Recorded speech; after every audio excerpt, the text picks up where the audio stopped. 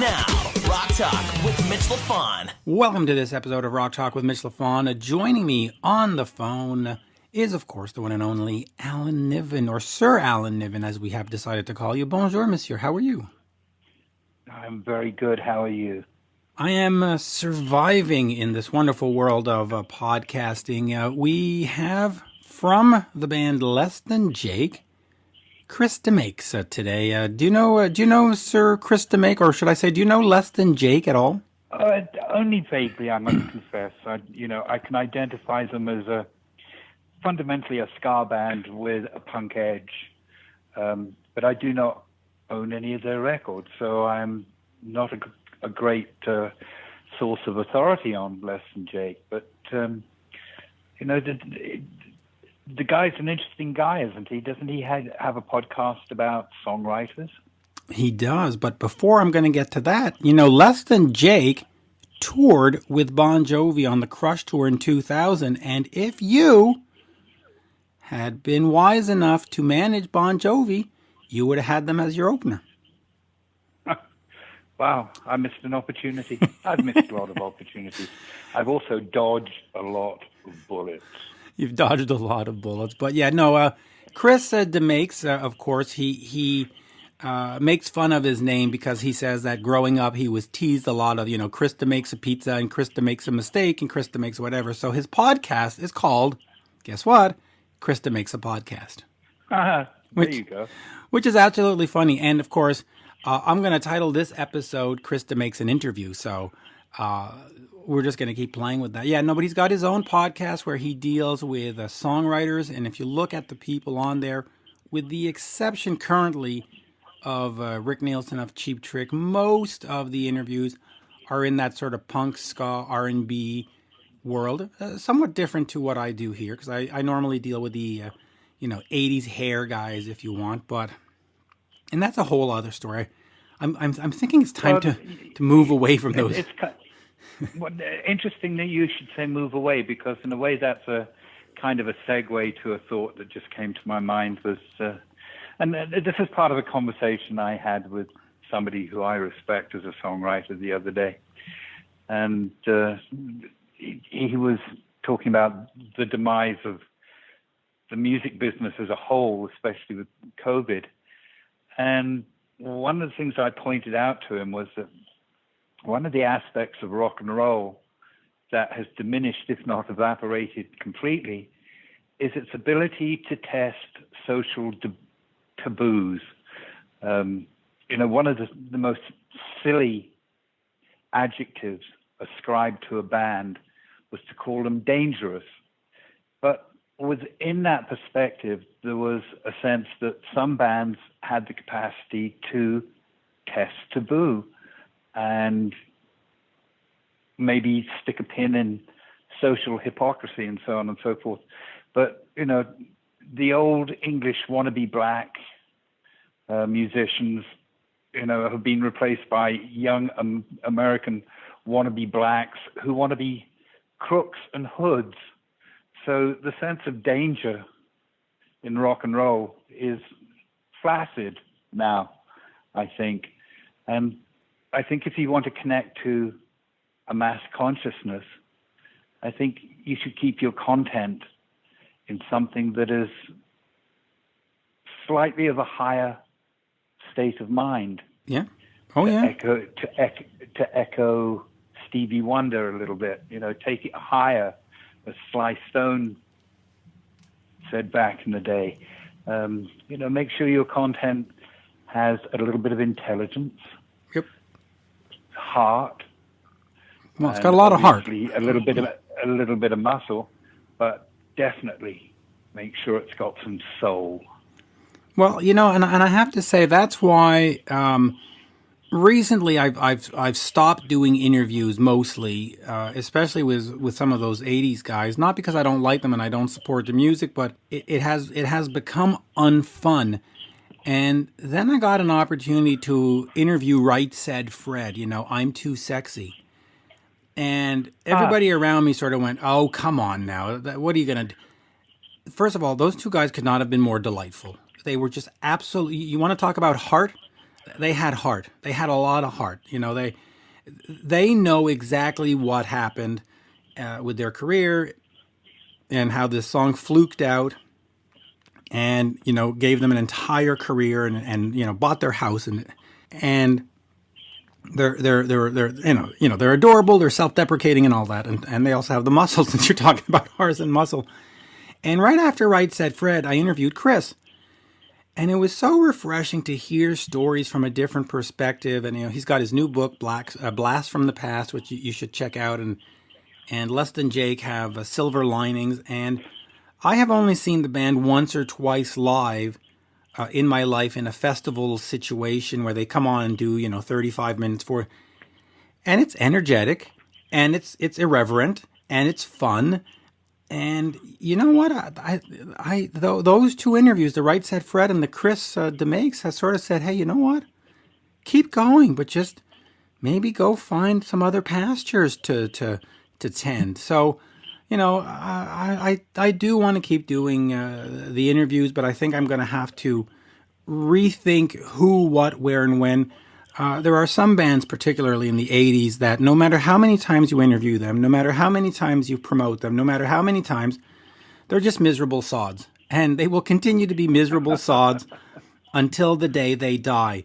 And if anybody is currently thinking, wow, LA Guns, yeah, they're one of those bands that are just miserable. And they're just continuously miserable. And, fuck them. Well, if you're going to seek other pastors, I'm going to put in a request.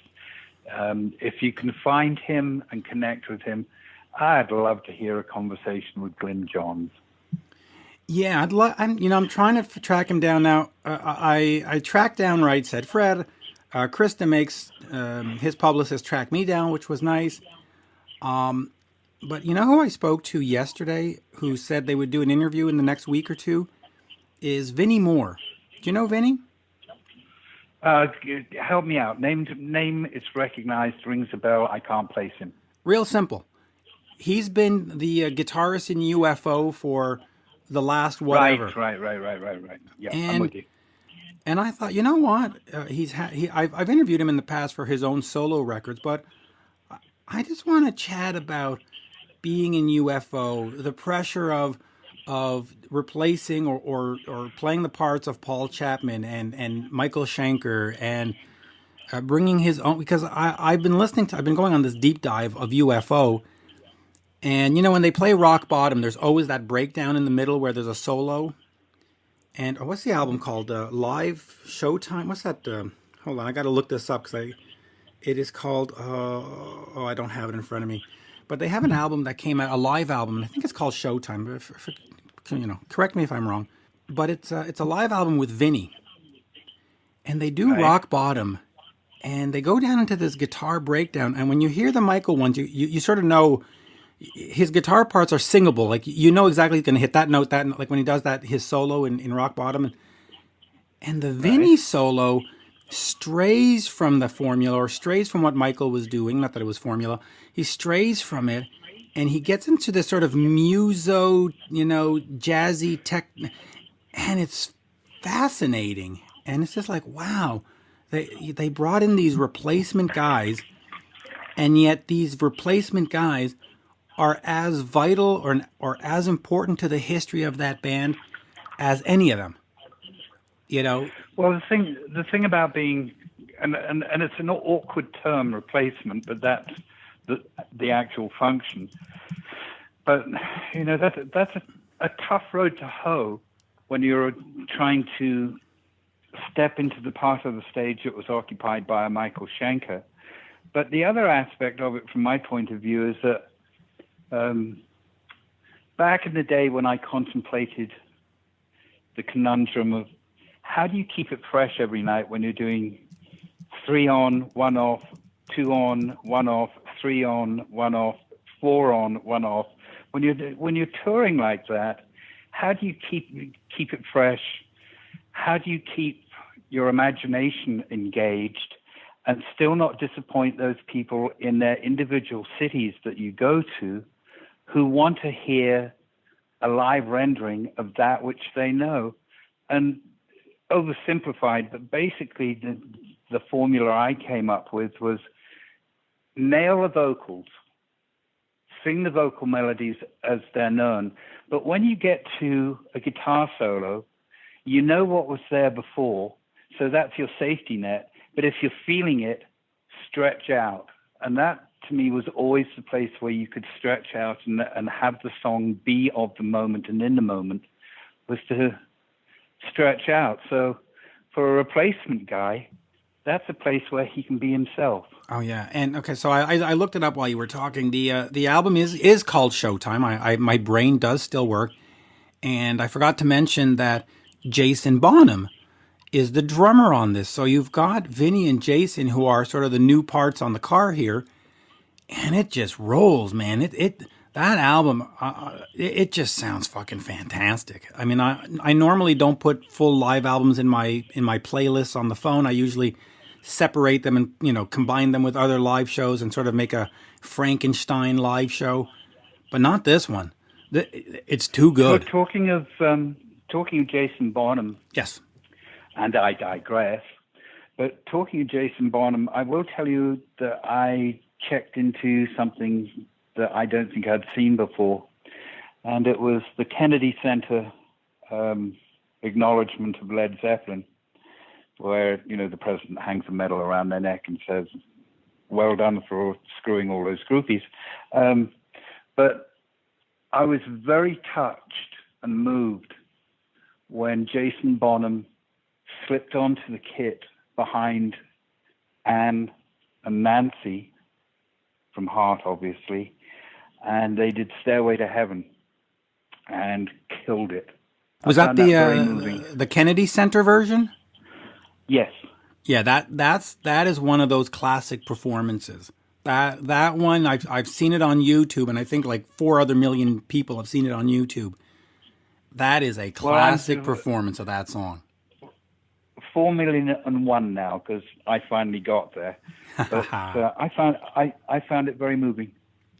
By the way, speaking of moving, I have my phone on in front of me. Anyway, I just got a Google alert for Alan Niven, and it says, from Metal Injection, that time Eddie Van Halen tried to join Kiss, and then it quotes our little segment we did last week, remembering the great Eddie Van Halen. So there you go. You made news, and you know, for the folks that say, hey, Eddie never tried to join Kiss. Yeah, around 82, 83, there was a moment. I don't know how serious it was or just a passing flirtation, but Kiss needed a new guitarist, and Richie Sambora went in, and Doug Aldrich went in, and who else went in?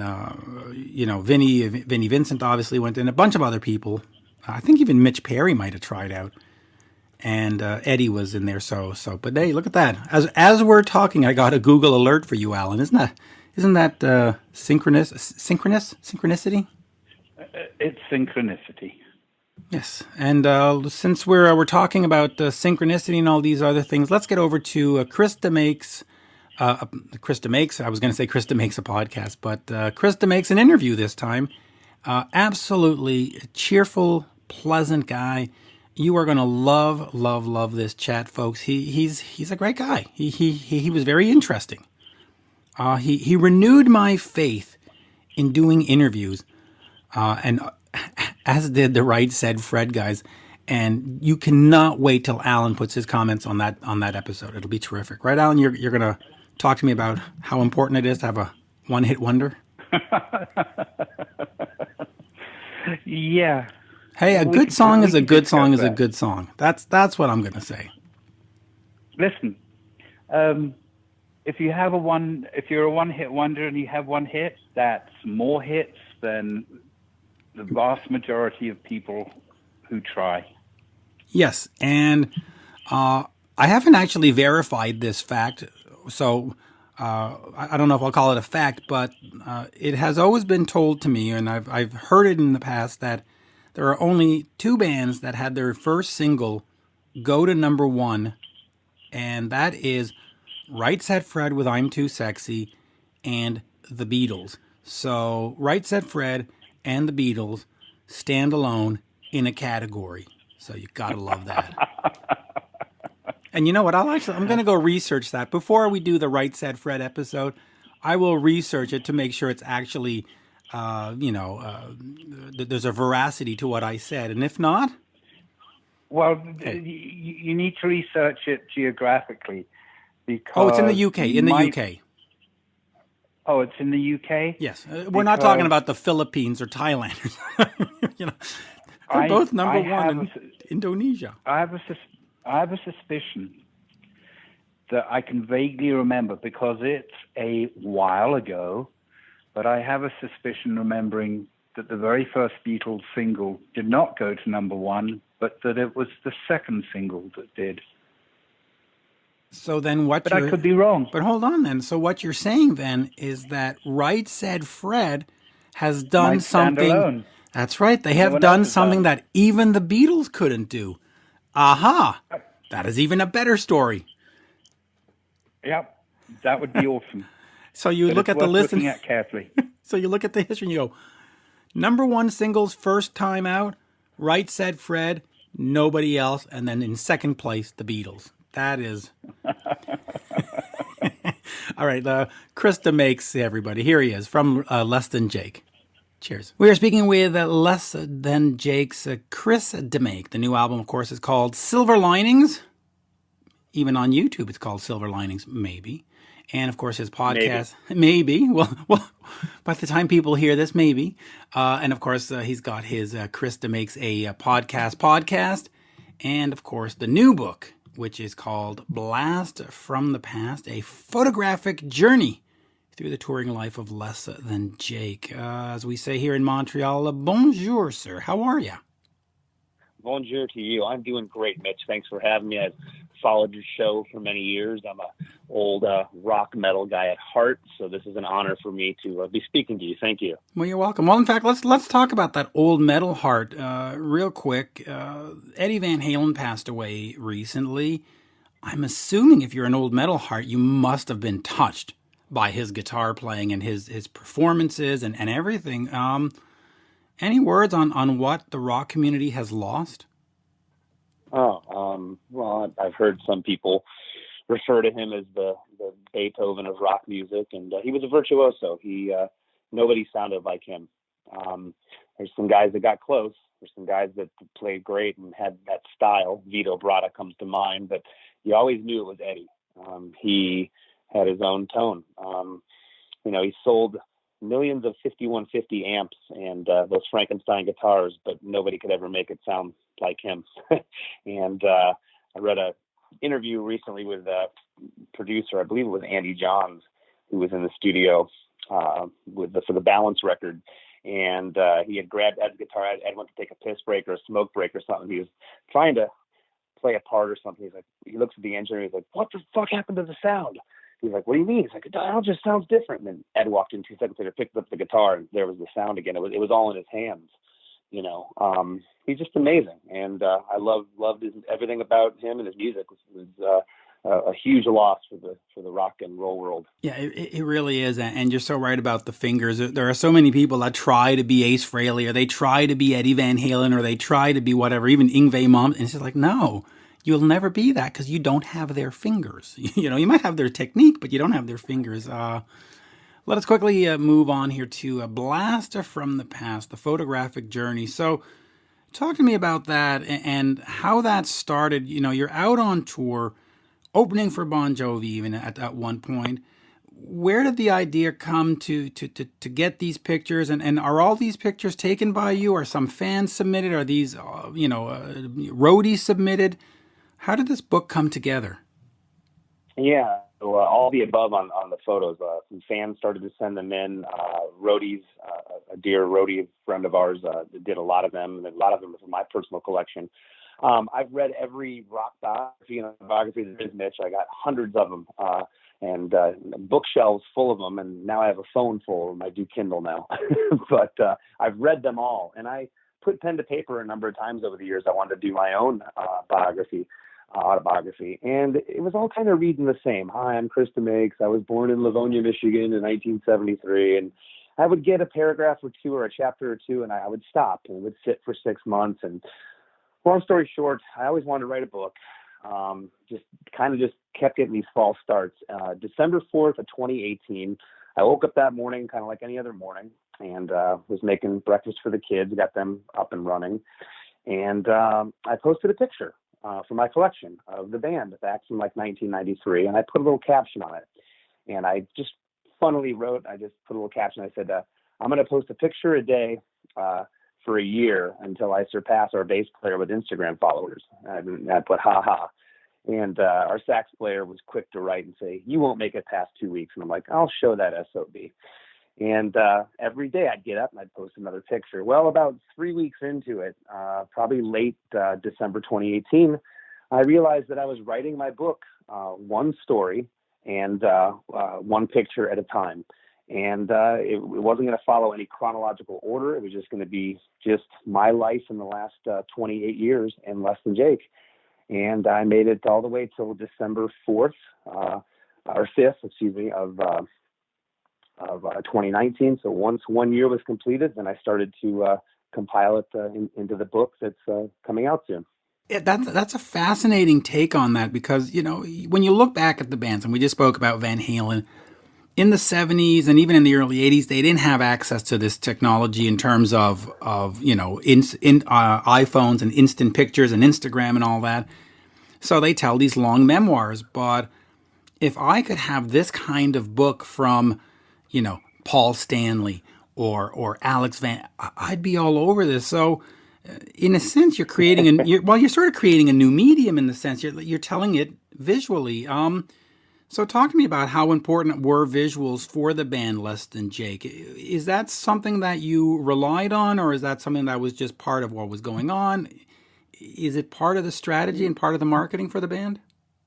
Well, of course. I mean, we've always prided ourselves on being a live band, and we certainly took a lot of those hard rock elements. You know, it wasn't in vogue in the 90s to be a punk band and to get on stage dressed like David Lee Roth. So, and I was. So I was.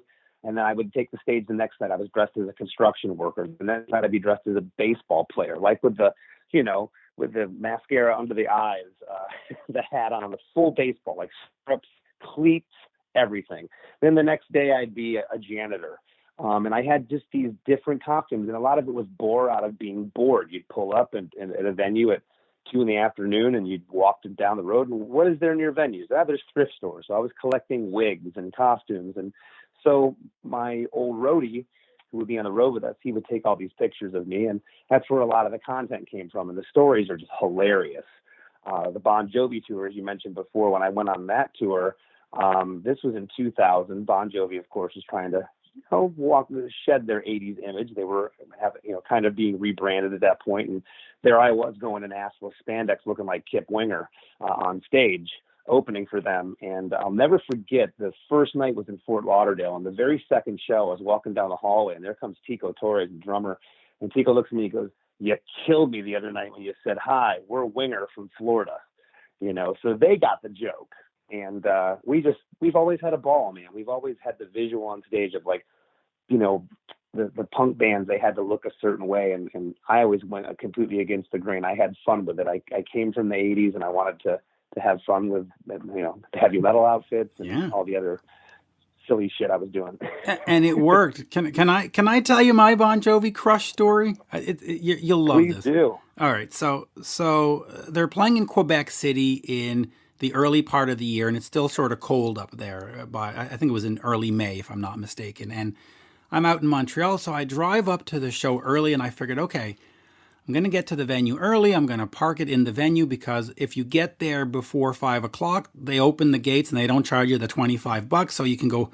So I got there at 2 p.m. in black shorts, black hoodie, looking like a roadie, and I'm speaking only English. So I get there, and listen, it's a 3.5 hour drive. So I get there and I have to pee. So I say to the roadie, or to the security guard, I say, "Where's the bathroom?" And he goes, "Down the hall to the right." I'm like, "Oh." So he lets me into the venue and goes down to, he thinks I'm a roadie. So he points me backstage. So I walk by, and, the guys are there, and so I'm in, and I'm thinking, well, if I leave this, I'll never get back here. So I stayed the entire day, right? And the security guard sees me go back and forth easily 50 times in the day. And I get to watch Bon Jovi sound check. And of course, Bon Jovi has a closed sound check, but they've seen me there all day. So they let me in, right?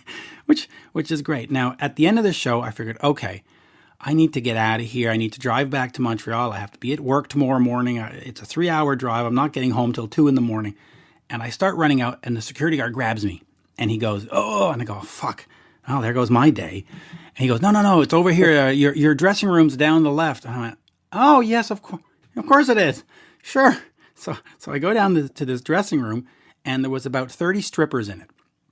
And they let me in, and I'm standing there, and then, slowly the band starts walking in. So Hugh McDonald walks in. He's like, hey, how's it going? He has no interest in that. So he just start talking to me, And then David Bryan comes in, and he sees me. I go, hey, David. And he goes, and he sees the girls, and he goes right over to them. Tico Torres walks in, and goes straight over to the girls. And I'm standing, right by the door. And John Bon Jovi walks in, bumps into me, and I go, hey, how's it going? And he looks in, he sees the girls, and he leaves. And so I spent I spent like 2 hours talking with Hugh McDonald, with these 30 strippers, as they were all over David Bryan and Tico Torres. And it was just, so I ended up leaving at like 3 a.m. or 2:30 a.m. I got in at like 6 a.m. I had to get up at 7 to be at work for 8. So I got, 45 minutes of sleep. But that was my crush story. So because I looked like a roadie and I showed up early, I got to be in the stripper room for 2 hours with the band. So now you look the part. I know, right? So that's the story. But just real quick, since we're on the Bon Jovi tour, what was that like? Because for many years they were doing Cinderella opens and all these sort of 80s bands open, and as you said, they were starting to rebrand, and they started to get SR71 and what was it, Eve to Adam? No, Eve 6, whatever that band was called, and then they've got you. Yeah, there was some. Eve 6, right? What happened was none of those bands wanted to do it. So the real story is around June of 2000 or so, Bon Jovi had put out their feelers for opening acts. And the bands at the time, Smash Mouth, Sugar Ray, Eve 6, Collective Soul, the bands that were kind of popular in the late 90s, they all turned Bon Jovi down. They're like, Bon Jovi? Because you got to remember, Bon Jovi took a good 5 years off starting around 95. John was trying to move into acting a little bit. And I think it was probably the best move for them because, those 80s bands just weren't doing well, in America at least. And when they came back, it was before VH1 got behind the record. And MTV wasn't catering to me anymore at that point as a 25-year-old. MTV was catering to a younger generation. And Bon Jovi wasn't going to get played on MTV. But VH1 was now catering to the 25 to 40-year-olds who grew up with all the 80s stuff. And by the end of August, It's My Life blew up on VH1. John reinvented himself. He was still a great looking guy, had a new haircut. The band was no longer looked at this as this 80s, has been band. And by that time, when my manager first told me about the tour, I was thinking, this is Bon Jovi. It'll probably do 3,000 to 5,000 theaters a night sold out. Boy, I couldn't have been more wrong. It was 20,000 seat basketball and hockey arenas every night for 3 weeks. It was insane. Oh yeah, and that's how we got the tour. Our manager said, "Do you want to do this?" We're like, "It's such a great story. Of course we want to do it." We were the sole opening act on the first leg of their Crush tour. Yeah, you see, and so your expectations were lower, and if you looked at some of the bands around, whatever the Scorpions or Def Leppard or the White Snakes, 3,000 to 5,000 at that time would have been normal, I guess. Yeah. Did that get you a whole bunch of new fans? Was there any impact to your band? Did you look at it afterwards and go, fudge, we just sold X amount of CDs in Fort Lauderdale. Who knew? Or was it like we did it for print and press promotion. Bottom line, we knew what we were doing. We knew they paid us a decent money. We were getting more money if we went out on our own, but they were giving us $5,000 a night to play. We got one T-shirt and like one CD at a kiosk on like the 4th floor behind the taco stand.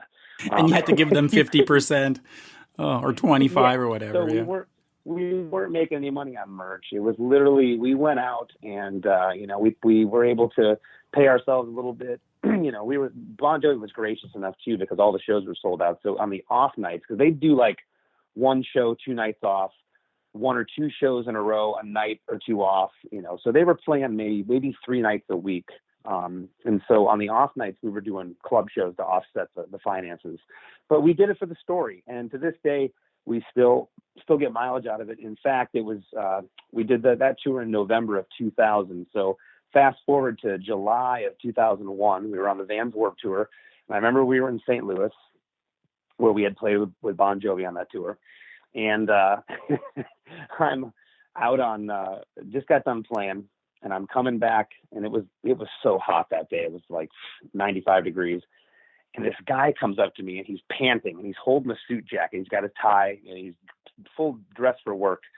And I'm walking back to our tour bus, and he says, "Hey man, I just want to say hi. I got to get back to work. I came here to see you. I saw you on the Bon Jovi tour. You're like one of my favorite bands now." So, we made a few fans here and there. We made a few fans here or there, but it really paid off. You made a fan. So that's what it's all about. And it is sort of an interesting combination, and it was kind of fun to see what Bon Jovi was doing. And I'll ask you this business question, the geek business question, then we'll move on to the other stuff. But when you were playing those off nights, were they gracious enough to say play, or did they give you one of these radius clauses where, you can't be within 300 miles, or, what was that sort of? Yeah, that was the thing, Mitch. They didn't care because all the arenas were sold out ahead of time. The tour was sold out before we even got in the bus to do the tour. The whole thing was sold out, every ticket. So they didn't care. Usually those radius clauses are, so when we got offered to do the tour and it started to get booked, and we were looking at, wow, I wonder if we could do these shows, we were getting notifications back from our agent, hey, Fort Lauderdale's already sold out, Boston sold out, New York sold out, Jersey sold out. So when we went to their agent and said, hey, the guys want to play off nights, they didn't care because it wasn't like they needed us to bring tickets in. The tickets were already sold out. Wow, that's amazing. And it just goes to show, there are some bands that are just timeless, the Stones and stuff, and you can say whatever you want about Bon Jovi's music. I happen to love it, but they maintained. So good for them. And talking about bands that make it, your band, the initial plan, and you've said this in previous interviews, is you just wanted to go play bars on the weekend. You didn't expect to be doing this for almost 30 years.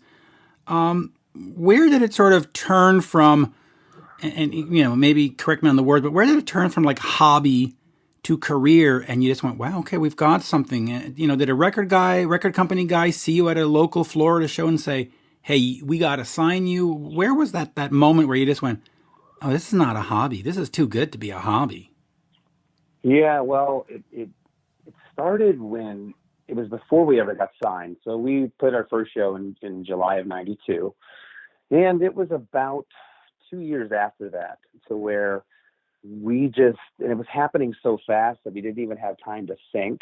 But I always say, when someone said, well, when did you know you made it? It wasn't that first record advance from Capitol Records. It wasn't getting signed. It wasn't seeing our record in the store. It was literally around Florida, where we were building up this following in Gainesville, our hometown. But now we were going to Daytona. And the first time we went there, it was like 40 kids. And the second time we went there was like 90 kids. The third time we went there was like 200 kids. It just was growing exponentially. Then we were going to Orlando, Tampa, Jacksonville, and we were just seeing this, and like kids freaking out and losing their minds. And that's kind of when the light bulb went off of, well, we could probably take this outside of Florida. And we started networking outside of Florida. Of course, it was all pre-social media, so you were doing a lot of landline phone calls and snail mail letters to different fanzines and different people that in different scenes. And a lot of times we'd call up record stores and hey, can we ship you some of our CDs to get in the record store? We're going to be on tour there soon. And we just worked really hard, and the work, we were doing something that we loved, so it never felt like work. But early on, we knew something was happening, and then we caught the attention of an A&R person who had saw one of our cassettes. It was like at one of those North by Northwest, South by South. Actually, it was CMJ, I think, in New York. And someone handed him a cassette, and he went back to LA and he listened to this thing. It was just like, whoa. And I came home one day from delivering pizzas and hit the answering machine. It's like, hi, my name is Craig. I'm from Capitol Records, an A&R guy. I'd like to speak to somebody in Less Than Jake. I'm like, okay, which one of my buddies is yanking my leg here? You know? And that was kind of it. Wow, you see, dreams do come true. Now, if it wasn't for that phone call and the band had just continued playing sort of the Florida circuit for shits and giggles, what was the plan for you? I mean, were you planning on being an accountant? Were you going to be the pizza delivery guy going into his 40s? I mean, what was sort of the plan? Well, it's interesting, too, because I was always going to go into radio. It's why my podcast is kind of natural for me, and I've certainly done a million interviews over the years. But I was a telecommunications major, and I always thought that I would be in radio. But to answer your question, a lot of the 80s bands and bands of yesteryear, the bands that preceded us, I should say, they were all so everything was contingent on getting signed. And if you didn't get signed, you know, all the LA bands, it's like, and when they were getting dropped in the 90s, they all went to hell in a handbasket. And like, if I could go back in time and I didn't have the band, I could have managed Warrant and all those bands. I could have kept them on the road. I would have kept those guys making money. I would have taken their egos and their expectations down. So for us, we didn't have to get signed to a major. We were making money before we ever got signed to Capitol, because we came from this punk rock ethos of do it yourself, keep the prices low, do low volume, really cool, different merchandise items, keep them fresh with the fans, engage with the fans. It was this whole, work ethic that we had that we just kept doing day after day. We were doing mail order out of the house. We were getting upwards of 400 or 500 letters a week from fans before we ever got signed to Capitol. We'd get up in the morning, we'd split the pile of letters, we'd write each fan back. So, you know, even if we wouldn't have gotten signed, and no disrespect to Capitol or later on Warner Brothers, but we were never a household name. We never sold millions of records where we needed a record label. It would have been nice, but we just did our own thing. We sold a respectable amount of records, but we're able to, you know, pull the bus up pretty much anywhere we go around the world and have people come see us play to this day. Yeah, and by the way, you mentioned Warrant and all those sort of older bands back then, but at this point, since you started in '92, you have now moved into the Heritage Act territory. So you're now classic rock. Yeah. Go figure, right? Yeah, no, and it's something that I embrace. It's something that a lot of those guys had a hard time with, and I embrace it. You want to call me a legacy act? Let's do it, because we are. We have records in the 90s that we don't have to play a song past those records and the audience is going to go nuts. Absolutely. That's a good position to be in. You know, I don't look at any of it as a negative. There's certain times when people will say things like, you guys are still around? I used to listen to you guys in the 90s. And I'm like, that's great. Thank you. Yeah, it is great, because if they hadn't listened in the 90s, I wouldn't be here today. So thank you I wouldn't be here. Yeah. In terms of engagement, you mentioned that you were engaged with the fans, and of course back then, it really meant putting a stamp on a letter and running to the post office and sending it off. Now with Twitter and Facebook and Instagram and Snapchat and all the other ones that they invent every week, there's a new one. How important is it for you and the band to maintain that engagement and provide something for the fans? Because there are so many of the bands, especially that I follow, where you'll go to their website and it'll be like, wow, it hasn't been updated since 2013. And you're like, what the fuck are they doing? How important is that engagement to keep something going? I always say that we are still operating in an analog mindset in a digital world, meaning those fans that we used to sit and write back with our hands and lick a stamp and go run it to the post office, we're doing it with our fingertips on a keyboard now. Everybody that writes us on Instagram, everybody that writes me personally on Instagram, I write them back, no matter what they say. Sometimes they'll say, hey, just want to thank you for your years of music. Hey, man, that's really nice. Thanks for the kind words, Chris. Just that touch back, what that does for people. To this day, I have people bring letters that I wrote them in the 90s to a show and say, hey, man, will you sign this letter that you sent me back in 1996? Of course I will. You know, so we hang out at the shows. We We go out to the merch booth. We meet the fans. We engage with them. It is integral for a band like ours, especially in today's climate, because the playing field is different now. It was, if you thought there was a lot of bands in late 80s or early 90s, there's the glut of them now. It's because everything's so much easier. Yeah. It's easy to record at home. You don't have to go to a studio. You record at home, and 2 seconds later, with a push of a button, it's on YouTube, it's online, it's on Instagram. So there's a glut of stuff, and how do you get noticed in that glut? I believe it's actually harder today to be in a band than it was when we were doing it in 1992. Oh, 100%. I mean, back then, Aerosmith would put out an album, or ABBA, or Alice Cooper, and that was it for the next year. There was nothing else, and there was no MTV and radio. Your local DJ either liked the Van Halen or he didn't like the Van Halen. That's what you heard. Right. Now there's 8,000 Van Halen's putting out a song every hour, and you're like, who do I listen? How do what am I gonna do? Speaking of that, let's get over to Silver Linings, and you did mention that you could play all the albums from the 90s and never have to play anything post, 1999. Fans would show up and they'd love every minute of it. So then talk to me about the band's perspective, I should say, in terms of when you make a new album. Do you say, okay, we got to go to the sound? We're like AC/DC of the ska punk world. We have to go to the sound. Or do you say, listen, we can do whatever the fuck we want. We've been doing this for 30 years. I'm going to play whatever I want to play. Like, what's sort of the motivation to make a new album, and then how do you approach the sound? You just write whatever comes out. Do you overanalyze it and say, well, they really like that album in '94. Let's do that. Like, how do you sort of approach Silver Linings? Well, you're never, no matter how great your record is, you're never going to have 30 years of memories attached to it. Metallica's last record has a song called Spit Out the Bone on Hardwired Self-Destruct. That's one of their greatest songs ever, but it wasn't on Master of Puppets.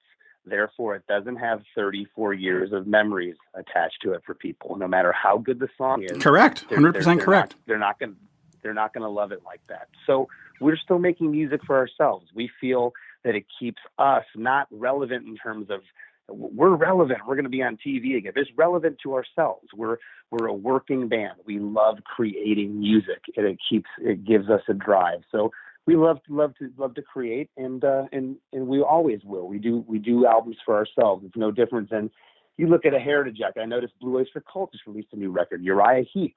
These guys, they don't need to release records, but they love music. And they're going to have a few fans here and there. They're going to pick up the record or stream it or what have you, but they're still creating, and I know why they're creating, because they're doing it for the same reasons we are. As far as the songs, I have tons of songs I work on all the time that they're way different than the sound of Less Than Jake that I'd be super happy to put out and do. But I'm in a band with other guys that it's not so much we have a formula, but we do have a sound, and we try to kind of stick true to that. We'll try to push the boundary a little bit, maybe lyrically or musically. But we do have a sound. So I'm probably the most adventurous in the band. I'd have no problem doing a song with just a piano and a vocal, but it doesn't sound like Less Than Jake to some of the guys. And I respect that. And, we've been together for almost 30 years now. So it seems to be working. We have a new drummer, Matt Yonker. Matt's been with us. God, he's done kind of every job under the sun with us over the years, but he's a fantastic drummer. And our original drummer, he left the band in 2018, and Matt took over. So this is Matt's first record, and he's brought a new energy behind the kit, and that's definitely influenced Silver Linings. Yeah, it really has. So now, talking about influence, you gave an interview years ago that you talked about your favorite guitar albums or your favorite albums, and some of them appealed to me. There was Master of Puppets by Metallica, Shout at the Devil by Motley Crue, and of course, Quiet Riot's Mental Health, I should say. With Frankie Banali, who was a personal friend who passed away recently, first of all, talk to me about that loss, but also, what did that Quiet Riot album mean to you? I mean, you listen to what Less Than Jake does, and, we said, the ska punk thing, and yet Master of Puppets is definitely metal, Shout at the Devil is definitely metal. What was it about those albums? And let's start off with Quiet Riot. Well, first of all, Frankie's in my book. He was the last person, one of the last people in memoriam in the back of my book that I gave a shout out to. But Frankie's in the book. I took a picture with the guys in Quiet Riot. We were playing with Descendants at the Joint in Vegas in '97. Quiet Riot was playing the next night. They got there that afternoon, and I'm standing there pushing our gear in, and I look over, and there's the 4 original members of Quiet Riot. I'm like, are you kidding me? So I go up and ask for a picture. So Frankie's actually in the book. That was a hard one to swallow because he was one of my favorite drummers. I not only love what he did in Quiet Riot, but he plays on my favorite Wasp album, The Headless Children. He killed it on that record. But Metal Health was my first ever cassette in 1983. My mom bought it for me, and I wore that damn thing out.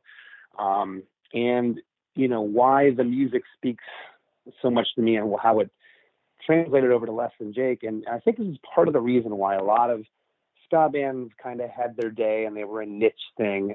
When we're so much more than a ska or a punk band. I've always said we're a pop band disguised as a punk band with a horn section. Our melodies are no different than rock and roll melodies of yesteryear, any of the pop metal melodies that I loved growing up. So it all translates over to our music, and you can, even though to someone hearing it the first time, I go, oh, this is ska, this is punk, or I hear horns. If you listen closely to Roger and Mize harmonies, you'll hear you'll hear the '80s written all over it. So, but yeah, Frankie was a huge loss to me, and it's one of those things about getting older. You're starting to lose your idols. It sucks. You know what? I'll tell you this from the 50-year-old guy's perspective. I'll refer back to both Frankie and to Eddie. When they passed away, I always held out hope that, I would see Frankie play one more time. And I always held out hope that Van Halen was going to come back and they're going to do a reunion tour and a farewell tour and a this tour and a that tour.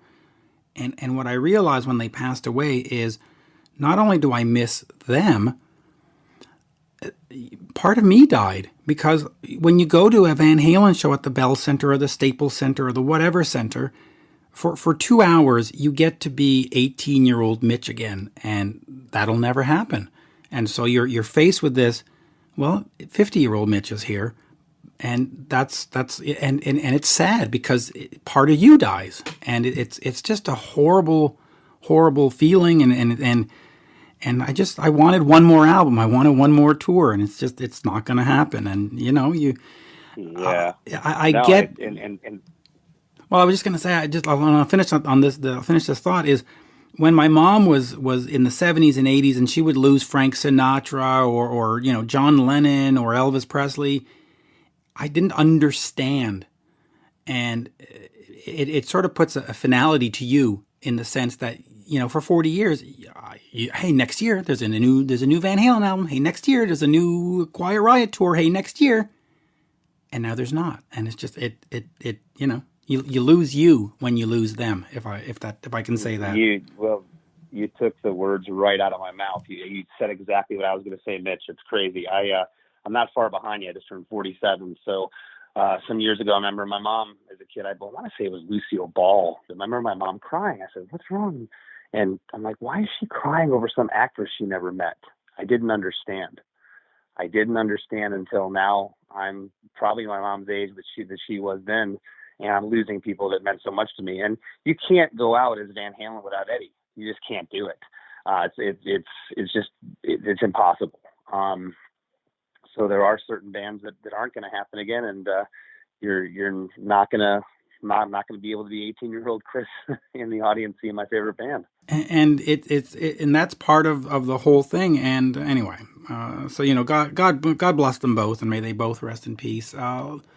Not to sound disrespectful, but let me just quickly move over to the podcast. And you have Chris DeMakes A Podcast, which is a brilliant name. But the press release on it says that the founding member of Less Than Jake has launched an inspirational songwriting podcast. So when I read that, I go, oh, it's a religious podcast. Great. But of course, it's not a religious podcast. So talk to me about being an inspirational podcast. And we all have to have our niche. I do the rock talk thingy, and now you're going to focus on the songwriting. Talk to me about starting it, and also, why the focus on songwriting. What interests you about songwriting and getting the songwriters to come on and tell their process, if you want? Yeah, so my manager was discussing, and people have told me over the years, you'd be really good at doing a podcast. And I was like, no. This has been like 10 years. People would whisper in my ear all the time, everyone's doing a podcast, you should do it. I'm like, yeah, exactly. Everyone's doing a podcast. I don't want to do them. And most of the podcasts, they're just terrible. They really are. Again, technology has given, I don't mean to sound mean here, but it's kind of given every Johnny-come-lately with a microphone in his bedroom a platform. And fully agreed. I'm one of them. Let's be honest. But go ahead. But it's my manager had said, look, you're doing this songwriting thing. So I do custom songs and jingles for businesses, for fans. They can write me and say, hey, I want a song for my wife's anniversary. And then they'll write me about their relationship, and I'll put it into a song, whatever kind of song they want, a punk song, a rock song, a ballad.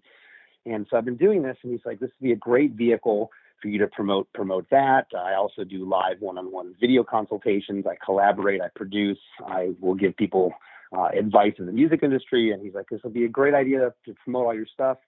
He's like, but you need a theme for it. You can't just be, and that was one thing I told him too. I said, there has to be a theme. I can't go on here.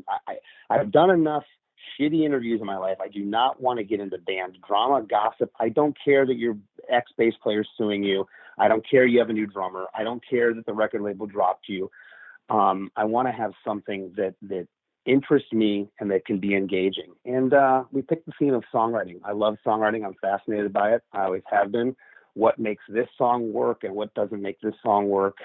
And so I'll focus in on a career-defining song from an artist's career. And we dive in, and I spend a lot of time. You were mentioning you research your guests, and you've done a fantastic job with me and every other guest I've heard you interview, Mitch. And that's because you love what you do. I love what I do, and I get on there and I research it for a day. I'll pick up the guitar. I'll go through the chord arrangement. I'll analyze every lyric. I'll break it down, verse, bridge. And it's funny. Every episode now I'll have I just finished my 20th episode. I've been doing it for 6 months now, and my guests every week I'll say something about the song like, for real? I never realized that. I'll say like, at this point in the song, you only doubled the chorus there and you did this line different. Like, what? Oh, that's weird. So I'm bringing up stuff to the artist of a song they sometimes wrote 20, 25 years ago. I'm like, whoa, because I'm looking at it from a different lens and a different perspective than they are. And it's been fascinating. It's been really rewarding. The show's doing great. I just got picked up by a network called Sound Talent Media. Got a lot of great things in the works. My guest next week is Mark Hoppus from Blink-182. So I've been getting bigger and bigger fish, and I have people now coming to me to want to be on the show. And that's a very, very wonderful position to be in. It's a great position to be in. In fact, I'll throw one out. Alan Niven of Guns N' Roses fame does the show with me. And, of course, he's written all the great White stuff, including Rock Me. So he should be one of your guests. Let's be honest. Let's get Alan on there and have him talk about how he wrote Rock Me and saved Great White. I would love that. And I know Alan wrote Rock Me. I've read his interview some years ago about that, and I was shocked because I had no idea he had a hand in that, which is really cool. If you look at the Great White discography, Alan Niven wrote about 80% of it. I know. So, yeah. It's amazing. It absolutely is amazing. And he's still writing songs now, but of course he doesn't have a vehicle for them, but at some point he will. A lot of great songs. I mean, I've heard some of the stuff he's written, and he can still write a catchy tune, the old bugger. And that's right, Alan. Yeah. I just called you an old bugger. No. On that, Chris, this has been absolutely amazing. We've made it to 40 minutes. We talked about Blast from the Past. We talked about Chris DeMakes A Podcast, and of course the new album Silver Linings. So there you go. We have covered everything. We're experts. We're pros. Yeah. Well, I appreciate you taking the time to talk to me, Mitch. And if you want to shoot me an email or let me know when this is going to air, I'll throw it up on all my socials and stuff. Absolutely. I will probably try to get this one out this week or next. And, I just had Right Said Fred on before you. And I've always been doing these Rock 80 guys. And it occurred to me that it would be a lot more fun to stretch out and do some of these bands that have a different fan base and have a different approach and have different stories. Because, listen, you mentioned Warrant and all. You talked to all these guys, and we were hanging out at the Cat House. We were hanging out at the whatever. We went to the Sure. and it's just like, you know what? Let's get some different stories. And so this was great for me. It was fun. It was just a lot of fun.